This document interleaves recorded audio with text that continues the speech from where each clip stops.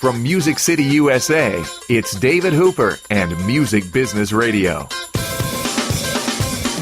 From the TuneIn Broadcasting Studios in Nashville, Tennessee, this is Music Business Radio, your backstage pass to the music business. I'm your host, David Hooper. With me today, two independent artists, Jessica Campbell and Ernie Halter are here. Hey. Welcome. What's going on? You have names that people may not recognize, but they certainly recognize the TV shows that you've had your music licensed to. Jessica, you've been on ABC's Ugly Betty, VH1's Tough Love, among others. Ernie, a whole list here: The Real World, General Hospital, Army Wives, Jimmy Kimmel Live, Good Morning America. Today we're going to find out how you did that. Ernie, you had a very exciting project on Kickstarter as well. You raised over $35,000. Yes, it's a Song a Week Club. I deliver a song via email per week, and fans have pre-bought the download. It's been great.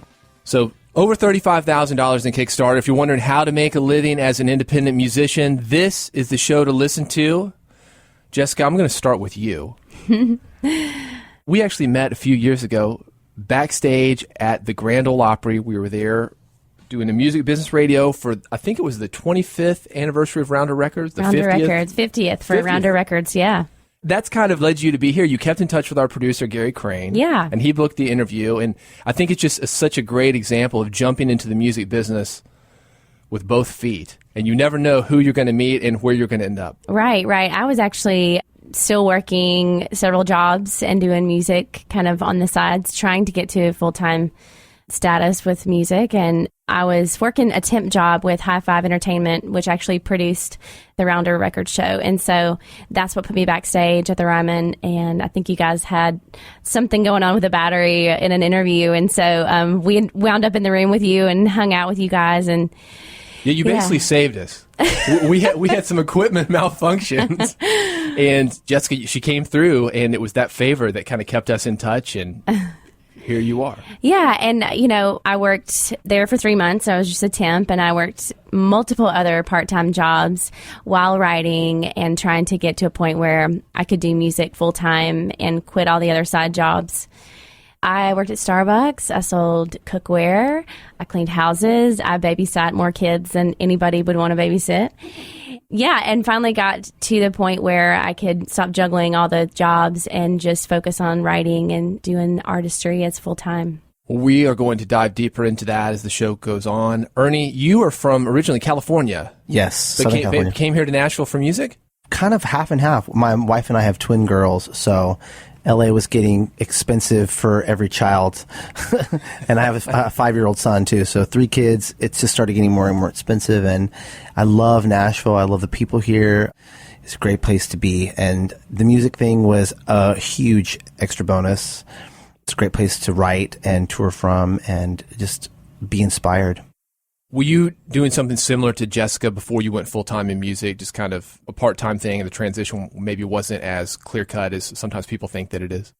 I mean, a little bit different. I didn't really do a lot of part-time jobs. I pretty much always just jumped into music, but after I graduated college, I basically just bummed around at home for years. I mean, way longer than any person should admit to doing, and playing. So I wasn't doing as much of the music as I wanted to do, but I was playing coffee shops, and I was doing a lot of odd jobs within music, doing demos for people, like singing other people's songs for demo recordings, birthday parties, whatever I could find, I would do musically.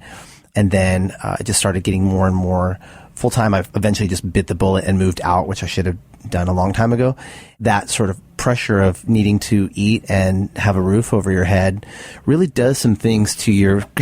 Well, that was my next question. I'd love for you guys to talk a little bit more about that, because there's like a mental shift, I would imagine, when you have to eat. And also the fact that you're considering yourself a full-time musician. Did you find that made you work harder when you didn't have anything to fall back on? Totally. I think the challenge with working a lot of different side jobs and also trying to pursue music is that music and creativity requires a large amount of your mental space and your energy. And so if you've expounded all of that, serving coffee from 4 a.m. to noon, it's hard to not want to go home and just take a nap. So I think there's a little bit of a release from that when you're able to really focus on the one thing that you're passionate about. That kind of helps with alleviating some of the juggling that you have to do, so you can focus on writing songs and recording songs and touring and booking and all those things. So what is your advice for people that are looking to make the transition?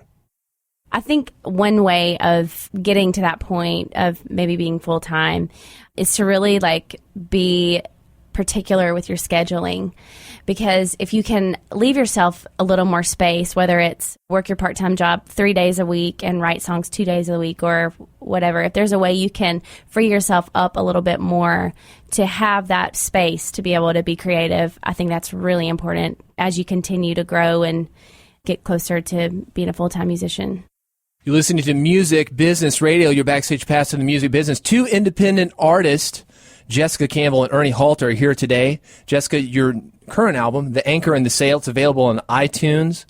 And Ernie, you have an album on iTunes as well. Franklin and Vermont, it debuted at number 2 on the singer-songwriter charts. Of course, those things don't just happen. We're going to be digging into how those things did happen for you. First of all, I'd like to know the economics about being an independent musician. Just continue on the thread of going full-time. How does it all work? I mean, I know you have done, as I mentioned at the beginning of the show, a lot of film and TV licensing. Mm-hmm. How did you guys get involved with that? Hustling. All right, give us the deets, man. Well, I pursued several different independent pluggers, which are basically, in the music world, there are people who have specific jobs of trying to find places for music in film and TV. And so, it's like a matchmaker. Yeah, like a matchmaker. And so I just did some networking, found out who my friends were using, or, I would check out what music was on the TV shows I enjoyed, and found a person here in Nashville, and she tries to find good spots for the songs that I write and record. So I have someone that helps place those songs. Ironically, it's the same someone for me, too. We are signed to the same person. But it was totally random because we know each other through your husband, who's a songwriter also. Just shows you how small the music business can be, in Nashville in particular. So I'm going to list some of these shows here. Jimmy Kimmel Live, Good Morning America, Keeping Up with the Kardashians, VH1's Tough Love, Ugly Betty. You have a story, either one of you, that you'd like to share about exactly how one of those deals came to be? I actually do. There was a music supervisor that worked for CMT VH1, and he loved my last album, Great Escape, and he really wanted to find places for those songs in the shows he was working on at the time. So within a month, he placed 3 of my songs in the shows he was working on CMT, which is Melissa and Ty, and on VH1, which is Tough Love, New Orleans. And he actually placed 2 of the songs as the finale song for those shows. So it's always nice when someone enjoys your music and wants to help you and find a place for it. Just in general, have you guys found that that's true? In the business, somebody will champion your songs, and they'll find a place for it, or they'll find a place for you? I think that's key, and that really is a big piece of success, is finding champions for you. It's not really about selling your stuff to the world, but just finding a few key people that really believe in what you're doing.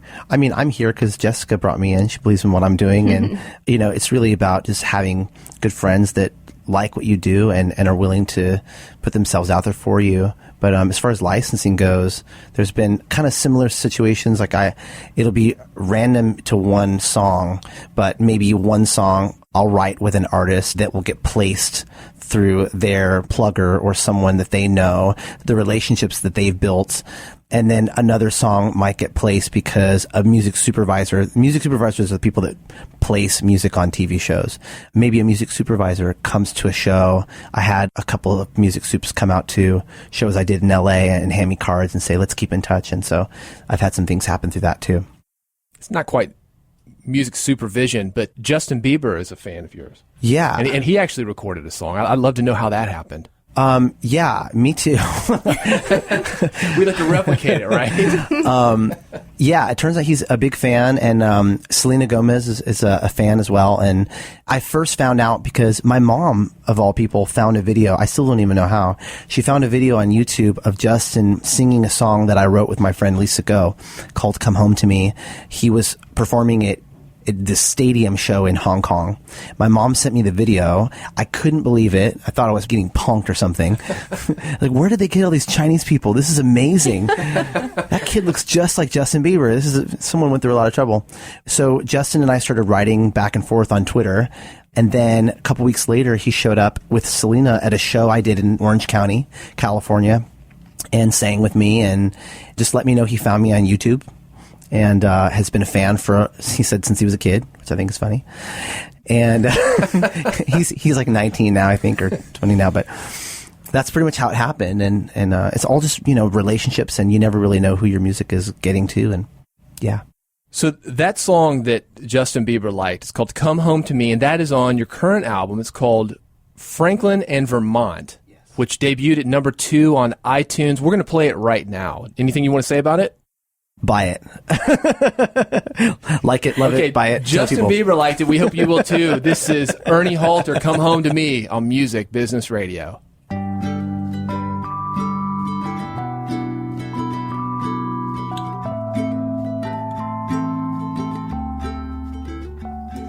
Come home to me, come home to me, back into my arms, home where you belong. Come home to me, come home to me.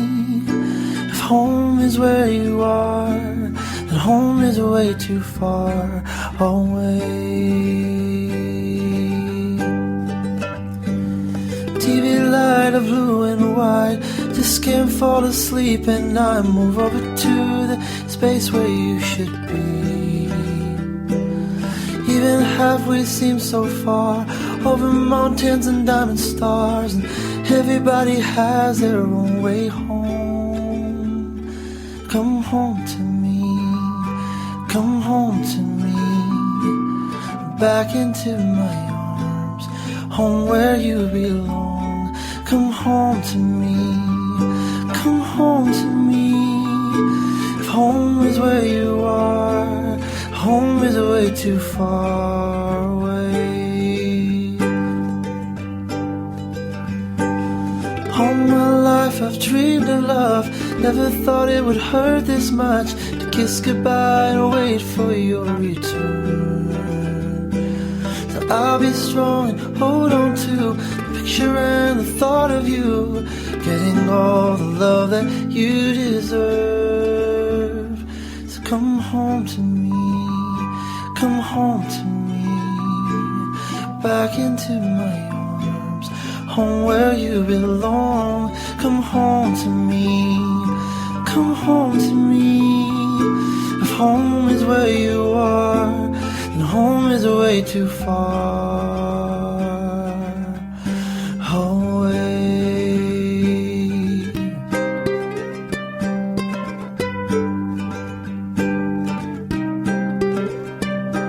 If home is where you are, then home is way too far away.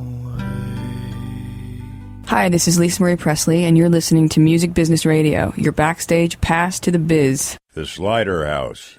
Where is it? It's where the fungi mushroom trio lives, and the painkiller, which puts the bushwhacker to shame. The Slider House, your modern-day juke joint, next to Soul Shine on Division. Check out thesliderhouse.com.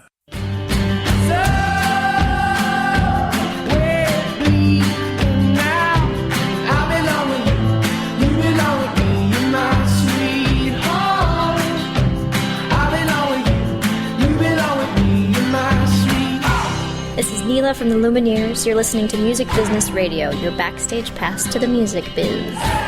You're listening to Music Business Radio, your backstage pass to the music business. I'm David Hoop, your host. We're coming to you from Nashville, Tennessee. Got 2 independent artists today, Jessica Campbell and Ernie Halter. Ernie, we just heard a song that was covered by Justin Bieber. He shared the stage with Sara Bareilles, Lady Antebellum, Katy Perry, and Neil Young. Jessica, her new album is The Anchor and the Sail. USA Today featured her on their playlist of the week. And explain what the playlist of the week is.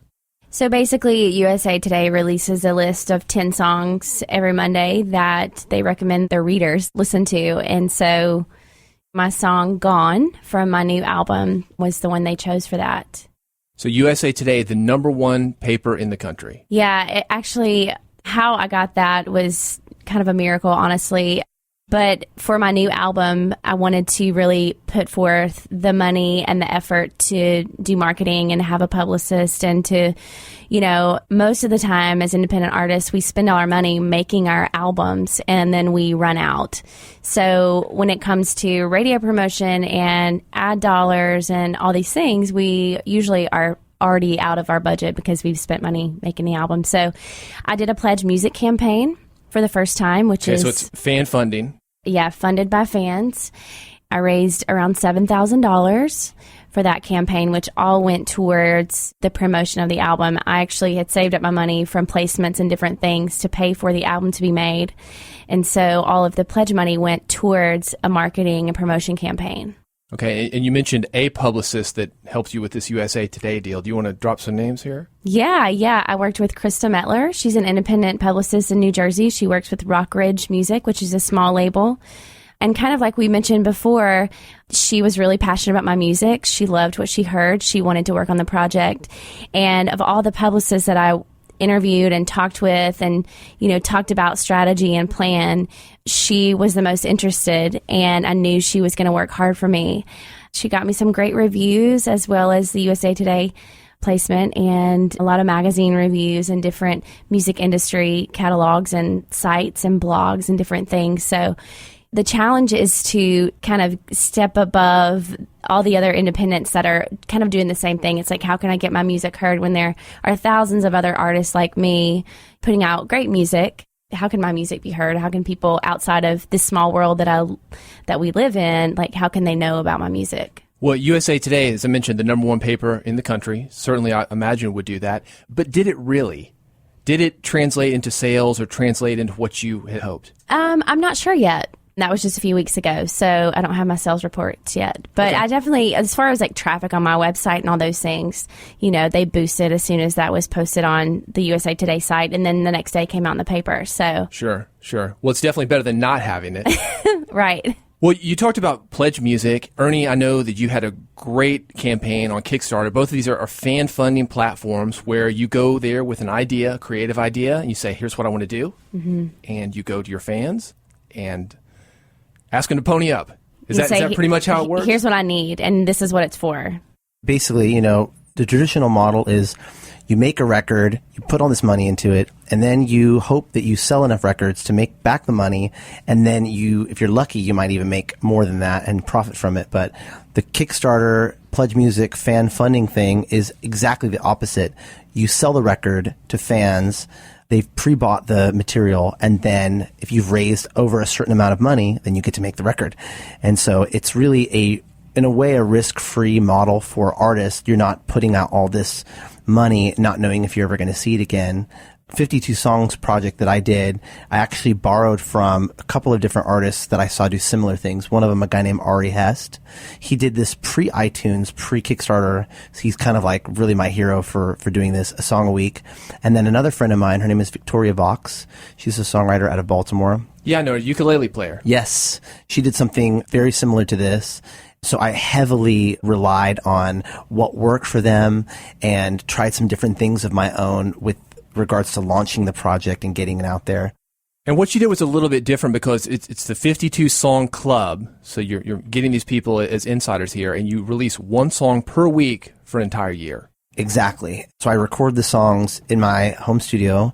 I produce them as well as I can, and then I've delivered them via SoundCloud, which is a website to put music on. They can stream the music. They can also download it, and I email them the link every week to the song, plus a story behind how it was written and who I wrote it with or whatever. As a marketing guy, here's what I love about that is that, one, you're constantly writing, so you're getting better at writing. You're keeping in touch with fans every week, but also you're getting feedback. So I imagine what's going to happen at the end of this session. You've got 52 songs. You'll know the best 10 or 12 to put on an album if you choose to do that. It's amazing the kind of feedback that I've gotten. It really is kind of selfish for me. I mean, I know what I'm getting out of it. I hope the fans are getting as much out of it as I am. They tell me that they enjoy it, but it's really great. It's instant feedback. I can write a song today. It's up tonight, and I'm already hearing comments about what they like or don't like. And certain songs get more attention. And so that really is helping me figure out what's going to make the next record, which will come out soon because I've got more songs that I know what to do with right now. You're listening to Music Business Radio, your backstage pass to the music business. I've got two guests today, Jessica Campbell and Ernie Halter, both full-time independent musicians. We're talking about fan funding using sites like Pledge Music and Kickstarter. What do you need to know before you go do one of these fan funding campaigns? Because some of them succeed, some of them not so much. It can be kind of an embarrassment when you have these big ideas and nobody comes through with the money like you thought they would. I think one thing to know is that it is actually a lot of work for the artist. There is a fulfillment from the artist to, mail out the CDs that were ordered, to make the T-shirts that were ordered and mail those out. I spent a lot of time at the post office.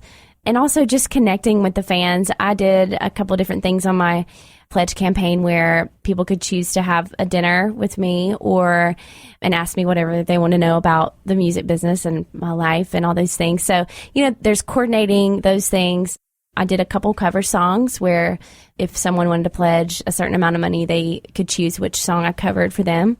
So, it takes time to learn those songs. And so there definitely is some commitment from the artist in addition to writing the songs and making the album into fulfilling all the things that you have to do that people, want to be a part of and they order and they look forward to.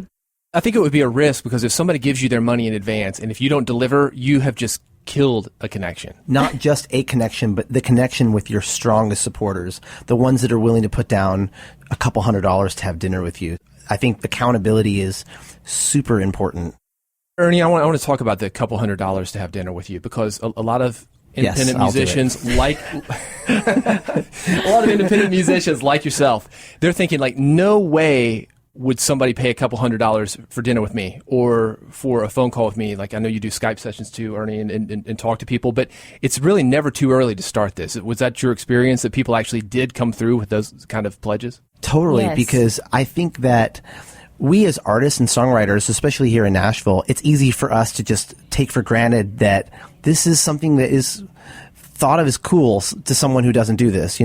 We get up every day and write songs, and that's pretty amazing to get to do that for a job. The fact that we're surrounded by it doesn't make it any less special. And we have to realize that there are a lot of people that just appreciate, thankfully, what we do and the kind of thing that we get to do on a day-to-day basis and want to be a part of it. And if it's a dinner or a Skype music lesson or something like that, it is easy for an artist to say, no one's going to pay that for me. But there are a lot of people that would. And you never know till you try. Yeah, and we're grateful for that. I am. So these are two different platforms. I know on Pledge Music, they call it exclusives. That's what you give away. And on Kickstarter, they call them rewards. But they're basically things that people get from giving that they can't get elsewhere. Right. So what are some of the things that you gave away? Well, with Pledge Music, I did T-shirts that had yet to be made. They were the new design that came along with my new album.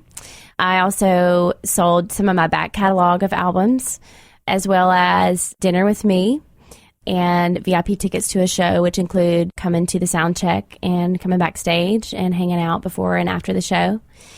I also did, because I still do a lot of this actually, singing demos of your songs. So if the pledger had written a song, I don't know, last week or 10 years ago and had never had it recorded in some way, I offered to record that for them. I did cover song on YouTube, Skype session, house concert. That was about it for me, I guess. And I did, I basically included the name of every backer in a song. So I wrote a thank you song, which I just did a couple weeks ago. It's called The Longest Song Ever. It's awesome. I'm basically rapped 527 names and then included a chorus every now and then. So that was one thing I did. I also had custom songs where people would basically tell me their life story via phone, Skype, and email, and then I would write a song and produce it for them. That's pretty cool. Yeah. I mean, I think we take that for granted because, as you said, people that are songwriters. But for a fan, can you imagine when you were a kid if gave, $50 to Van Halen or something and they did a song about you, that'd be pretty cool, right? Be cool right now as a kid. You mean? Can I get on that? That'd be great. Okay, so what else did you give away? I did custom ringtones, which I'm a few into. It's taken me a while, but I've already started on them. But I'll just take their name and write a 30-second song and produce it. One of them I use as my actual ringtone because I liked it so much. For a guy named Steven Toshiro, what up, out in Northern California. But so yeah, house concerts, that kind of thing, dinners, Skype music lessons. Trying to think of anything that was for the highest pledge. I would make a record, someone would come out to Nashville and we would make, or an EP. We would make a 3-song EP where I'd write them the music, have them sing on it, do all the production. No one did that. The highest one anyone did was I did a custom song for a wedding, and I went to I'd go anywhere in the U.S. to perform it. Wow. So I did that a couple months ago. It was in Mobile, Alabama. So how much does it cost to have you perform a custom song at a wedding? The pledge was $1,500. Okay, that's pretty good, because that's about wedding entertainment. Yeah, and I paid for my travel there, which luckily wasn't that far. But yeah, Iceland, right? Yeah. Really? Both of you mentioned house concerts, and when we come back, I want to dive deep into that, finding out how to find good hosts for house concerts, how we can encourage people to host house concerts, because it's basically concerts in your home. But for now, Ernie Halter, the longest song ever. Why don't we go out with that? We don't have time for all of it because we've got to come back and talk about house concerts. I'm so offended. We're going to start it up here. This is what you can do when people will pay you for on Pledge Music and Kickstarter. Ernie Halter on Music Business Radio, back with Jessica and Ernie when we come back on Music Business Radio. This is gonna be the longest song ever. Sorry, I'm not sorry, but I got some friends to thank. Rachel, Leviton, Halter Top, Hannah, Angel, Mattingly, Murda, and Banana, Jessica, Ramstrom, Diesel, and Bobby, Danny, Chalathor, Cramsey, Lonnie, Curtis, and Bobo, Melissa in Nashville, Tara and Mishy and Clint in Nebraska, Libby and Kyle, Marcellus, McConnell. This could be a while, so I hope you get comfortable. Steph, Red, Beth down in Florida and Texas. Hey, it's ZZ Ward, and you're listening to Music Business Radio. The Slider House. What is it? It's the best lunch special in town. For $7.99, you get 2 gourmet sliders and a chef-driven sidecar. The Slider House, the only gourmet slider in Nashville, next to Soul Shine on Division. Check out thesliderhouse.com. I swore that I was through until you. Hey guys, this is Dave Barnes. My life was crazy. I couldn't figure anything out. I'd play shows and nobody would show up. I'd forget my guitar sometimes, but then I started listening to Music Business Radio and everything changed. Thanks, guys.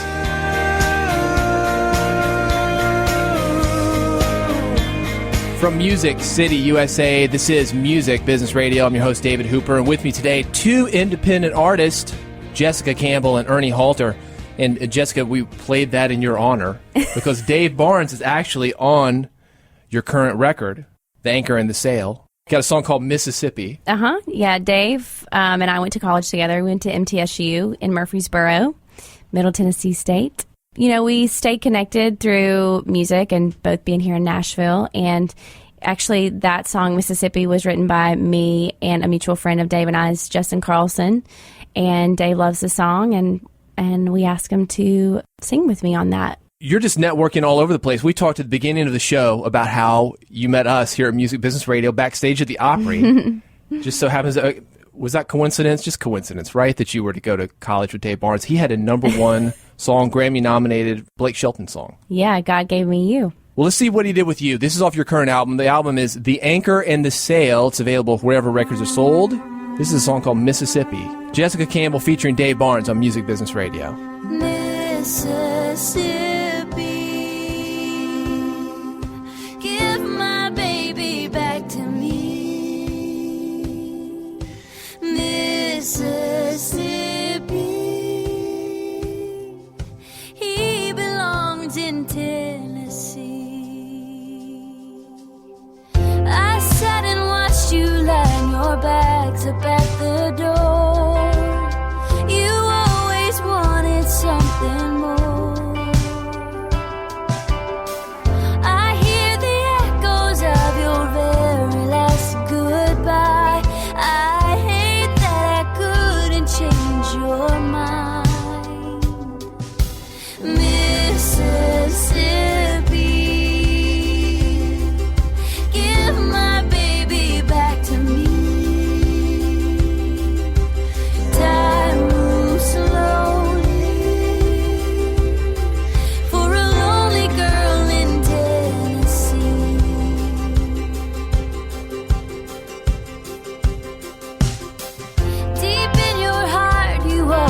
wanted to go home, but you wouldn't leave me here alone.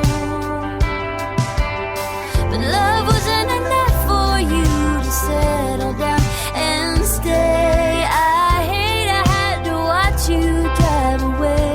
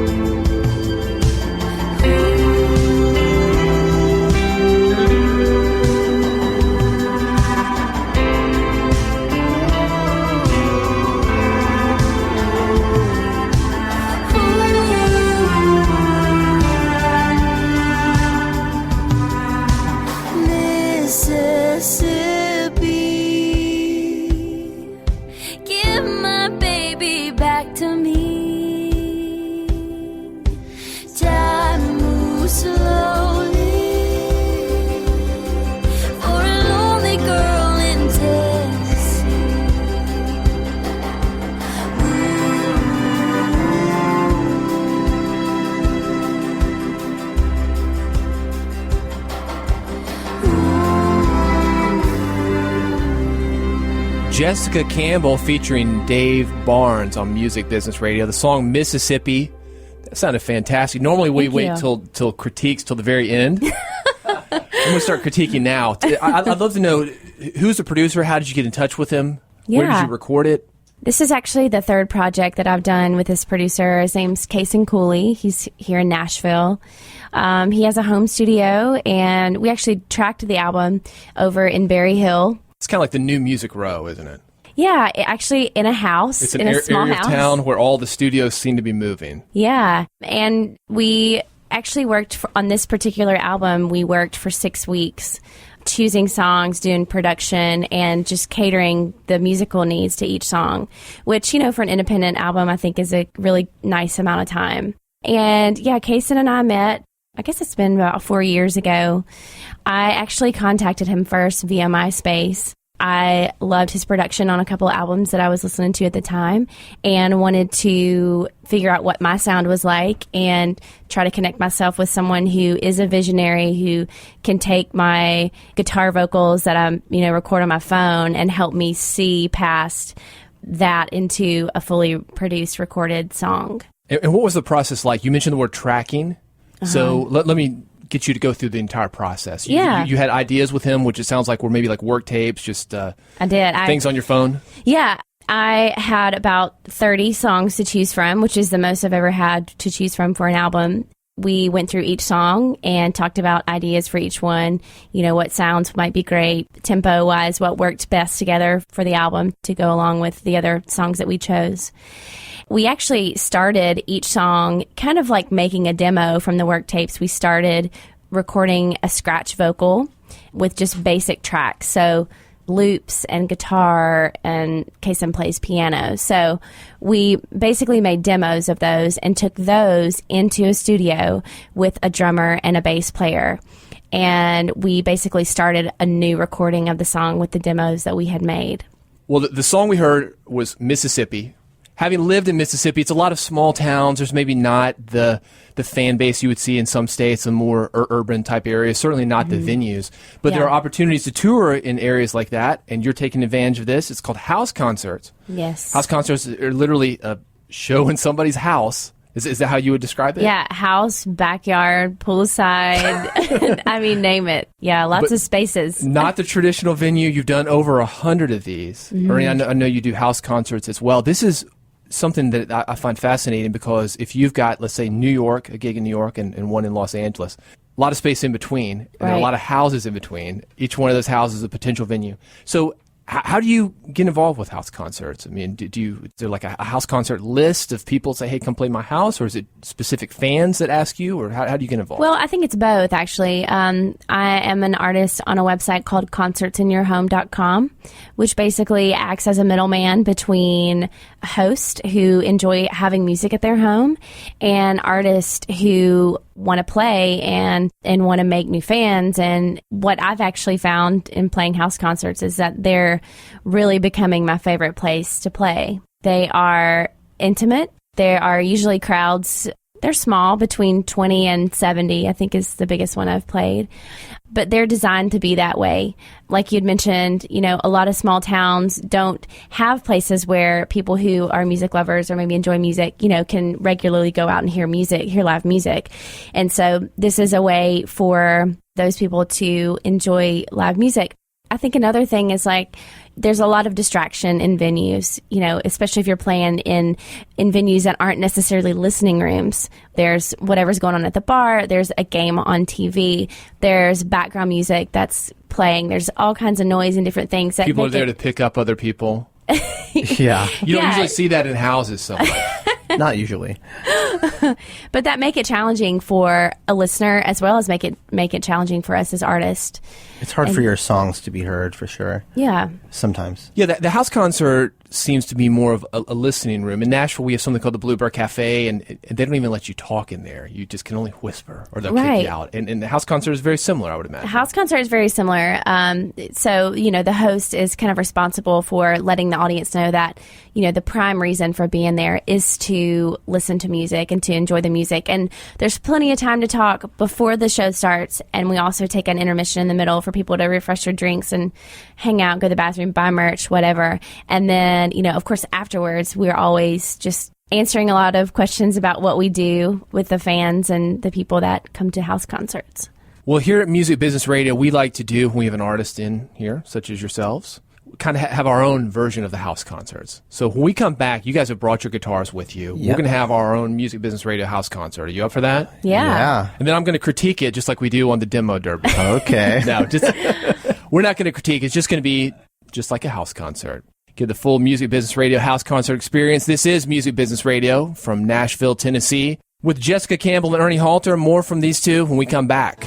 Now I'm smoking in the Texas with a hammer down and a rockin' little combo from the guitar town. This is Emmylou Harris, and you're listening to Music Business Radio, your backstage pass to the biz. The Slider House. When's it open? Slider House is slinging gourmet sliders from 11 a.m. to 3 a.m. 7 days a week. The Slider House, your modern-day juke joint, next to Soul Shine on Division. Check out thesliderhouse.com. A man can go insane trying to make it in this game. I got a pocket full of change. Hey, this is Will Hogue, and you're listening to Music Business Radio. From Nashville, Tennessee, this is Music Business Radio, your backstage pass to the music business. My name is David Hooper. I'm your host, and with me today, Jessica Campbell and Ernie Halter, two singer-songwriters. I've been introducing you guys as independent singer-songwriters and musicians, but what is independent these days? Well, I think it's basically that we wear many hats and we manage our business. So for me, that includes booking shows and playing the shows and driving to the gig and getting all the logistics together, as well as writing the songs and recording them, putting out albums. It's a lot to manage, but I think it's really doable, which is what we're finding out. I manage my website, deal with changing dates and putting up news and all these kind of things, which, the social networking alone is kind of a job of its own, just keeping up with posts and trying to keep everybody in the loop. Yeah, I think independent traditionally means that you're not with a major recording contract. You don't have a major label behind you. You don't have the machine, the man sort of behind you and what you're doing in this big team. But independent for me means similar to what you said. I'm self-managed. I'm my own record label, which means I put out my own music independently without any big company behind it. Mm-hmm. And we just handle our own business, every aspect of it. One of the things I love about it is you can make your own decisions. You have autonomy in your career. And one of those decisions is, hey, I want to play a house concert. Mm-hmm. They're not worried about how that's going to affect your career. You're in charge of how that's going to affect your career. Totally. So let's get back into the house concert thread. Love to know any house concert stories you've had. I mean, have all of them been good experiences? It's kind of like staying in somebody's house and you don't necessarily know these people. Is that right, Jessica? Yeah, that's the case a lot of the time. Of course, I would advise anybody looking to start playing house concerts to start small, start with the people you know and who you know love your music and support you. And through concerts in your home, that's not the case a lot of the times. A lot of these hosts are, you know, in other states and have never seen your name until they maybe came across it on the Concerts in Your Home website. So the good thing about the website is that there are commentary from other artists who have played the show. So you kind of get a feel for what you're getting into and what the host prefers, because everybody does it differently. Like I said, we set up in different spaces. Sometimes it's poolside, it's the living room, it's the kitchen, it's wherever the most people can fit inside or outside of a house. We've done a lot of backyard kind of things, and it is a little bit of a risk. And when you tell people what you do when it comes to house concerts, a lot of people, you know, wouldn't advise it, but I've actually found it to be great. And a lot of hosts host regularly. So, you know, they have built-in audience. They have a built-in audience. They have a system to what they do. And so that makes it a lot easier for everybody. And these are people, sorry, I didn't mean to cut you off, but these are people that are coming to the show that may not come to see you play at Joe's Bar down the street, but their friend is hosting a party, so they're coming over. And the really cool thing I love about house concerts is that you have an endorsement from someone that everyone in the audience knows. You don't have that when you're playing at a venue and someone just wanders in to get a drink, or even they came with a friend who came to see your music. There's a level of interest that you would be hard-pressed to find anywhere else. It's a different level of involvement. Mm-hmm. So I don't know about you, but I find that merch sales are also better at house shows too. Oh, yeah. I mean, this is from my experience, which, you know, you may have a different one, but from venue sales, it's usually somewhere between 10 and 15% of the audience, you know, purchase something from you. And at a house concert, it's been anywhere from 40 to 50% totally on average. And people get to engage with you. You can chat about a song they love, they want to hear the story about, they want to know about the recording of the song, and you're right there. So you can have those conversations, where at a venue, that's not always the case. You talked about the money through merch, but is the money paid in other ways? Is there like a guarantee like you would have with maybe a traditional show, or a door fee? Yeah, most of the houses I play do a suggested donation for everyone who comes. That's usually between $10 and $20. And then some of the hosts choose to just pay you the guarantee and make it an open house like party and invite all their friends and family to come. So this is Music Business Radio. First word being music, and let's get to it. Let's have our own house concert here. What do you guys say? Yeah. Let's play some songs. Who wants to go first? I'll go first. I'll play a song that's on my new album. It's actually the song that USA Today chose for their playlist, and it's called Gone.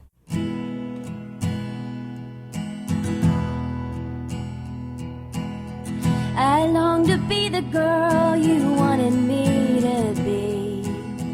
To make you happy, I'd do anything. So I always took it when you pointed the blame.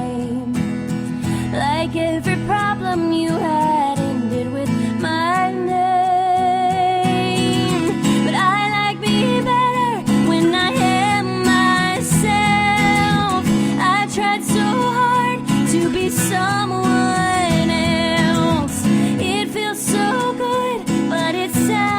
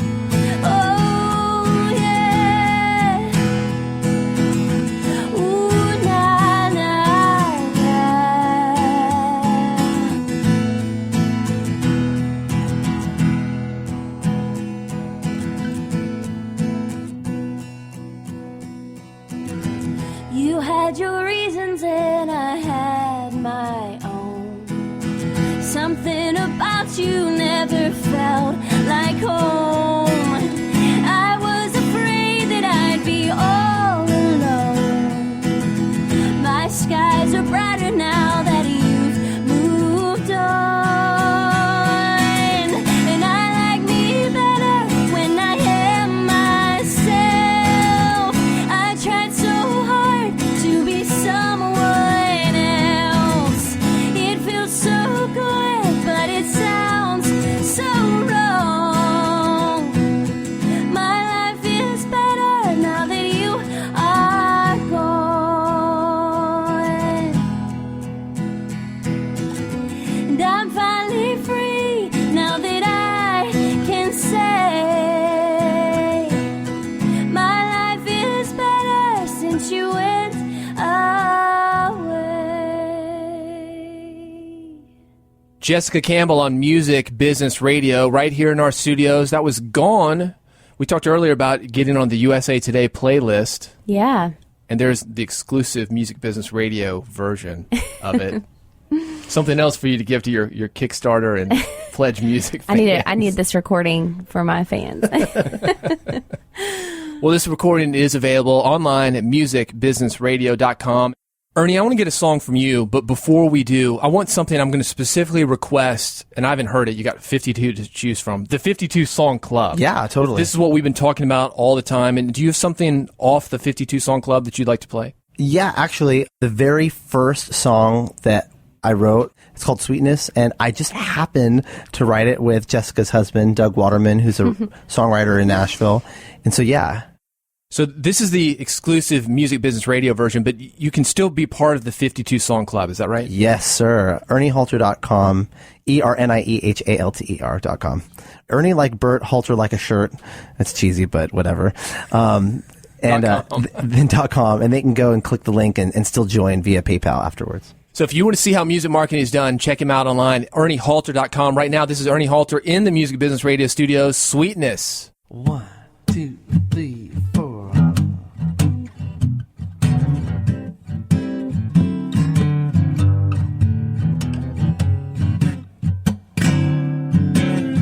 You like coffee on Sunday morning. I like my whiskey on Saturday night. You're on time, I'm always in a hurry. You go left, baby, I go right.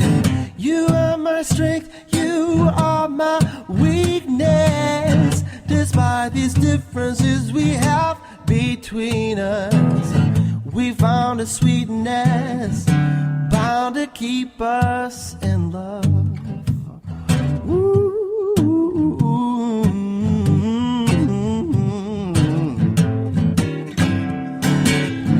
You like the Yankees, I love them Red Sox. I smoke stogies, you can't stand the smell. You got 100 pairs of shoes in your closet. I've got these pair of boots that treated me well. You are my strength, you are my weakness. Still, every day with you my love increases. We found a sweetness bound to keep us in love. Ooh,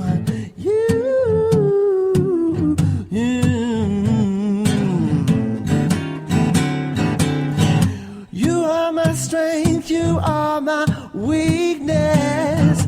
Still every day with you my love increases. We found a sweetness bound to keep us in love. Oh, we found a sweetness bound to keep us in love. Ooh, bound to keep us in love. Ooh, bound to keep us in love. Sweetness bound to keep us in love.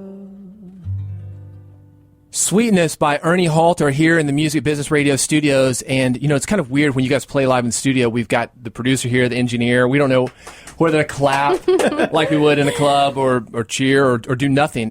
Is that what happens in a house? People don't know what to do? I think they're super responsive, and they're also, from my experience, they're also listening a lot more to the songs, so they are really responsive to more the songs. Engaged. Yeah, I think it's the same thing for me too. People are listening more intently. I like to tell stories too, so I like to tell them about how I wrote the song or what it means to me, and so I get questions afterwards like, oh, I have a song on my record, last one, called Angel, which I wrote about my wife before she was my wife, and so there's this whole story about how we met and how the song came to be written. People like to ask about that. Yeah. You guys are on the road all the time, writing all the time, looking for other musicians to work with all the time. Jessica, we've already talked about your great networking skills a few times here on the show. How can people get in touch with you? My website is jessicacampbellmusic.com, CAMPBELL. And I have my email on there, and there's lots of ways to connect. All right, Ernie? ErnieHalter.com, and my email is on there. I'll just say it. It's ErnieHalter@gmail.com. I answer every email, pretty much. I'm on Twitter @ErnieHalter, and those are the big ways to get a hold of me. I check those a lot. I love it that you answer every email. I think that's a fantastic way to build rapport. So test him out. ErnieHalter@gmail.com. Guys, thanks for being here. It's been fantastic. Hope to get you in here. Thank you. And we'll continue to follow your careers and listen to the placements that you guys seem to be racking up. All right. Thank you. More from me at musicbusinessradio.com. I'll see you next week when I'll interview another industry guest.